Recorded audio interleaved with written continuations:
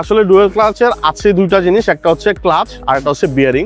তো আমরা যদি ক্লাচ অয়েল রেগুলার চেঞ্জ করি, আর ট্রাফিকে যদি আমরা ব্রেক, যেমন আমরা কিন্তু ট্রাফিকে ক্রলিং করি, রাইট? ক্রলিংটা কিভাবে করি? ব্রেক ছেড়ে ছেড়ে ছেড়ে ছেড়ে করে এক্সিলারেশন না দিয়ে, বাট এই গাড়িটায় এইভাবে করলে একটু প্রেসার পড়ে। তো ট্রাফিকে যেটা করতে হয়, এটা নিউট্রাল করতে হয়। লাইক আমি জ্যামে পড়ছি, আমি নিউট্রাল করছি, নিউট্রাল করে সামনে এক দুইটা গাড়ির স্পেস ক্রিয়েট হওয়ার পরে ফুল এক্সিলারেশন দিয়ে হচ্ছে আমাকে সামনে আগাইতে হয়। তো এই মিস্টেকটা আসলে আমাদের দেশে যারা এই গাড়িগুলো ড্রাইভার দিয়ে চালাইছে, এটা তো আসলে বুঝতে পারে না তারা। তো এই কারণে ডুয়াল ক্লাচগুলো বেশি নষ্ট হয়েছে।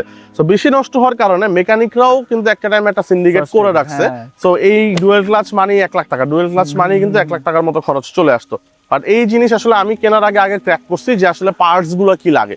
সো এটার পার্টস লাগে হচ্ছে একটা ক্লাচ আর একটা বিয়ারিং, যেটা আসলে মার্কেটে 17 থেকে 18,000 টাকার মধ্যে জিনিসগুলো কিনতে পাওয়া যায়। আর গ্যারেজের বিল, ক্যালিব্রেশন বিল সব মিলে 25,000 টাকার মধ্যে কিন্তু এখন ডুয়াল ক্লাচ সলিউশন করা পসিবল, যদি আমরা চাইনিজ পার্টস দিয়ে করি। চাইনিজের মধ্যে ভালো কোয়ালিটির পার্টস দিয়ে করলে 25,000 টাকা লাগে। আর যদি ফুল ইউনিট রিকন্ডিশন লাগে তাহলে অ্যারাউন্ড 60 to 70,000 টাকার মতো লাগে। বাট এটা একটা ওয়ান টাইম কস্ট। এটা করে যদি চালানো যায়, আমার মনে হয় না এই গাড়ি 5 বছর যদি অয়েল চেঞ্জ করে ইউজ করি কিছুই হয়। একটা নরমাল গাড়ির গিয়ার, একটা নরমাল গাড়ির সিচুয়েশন।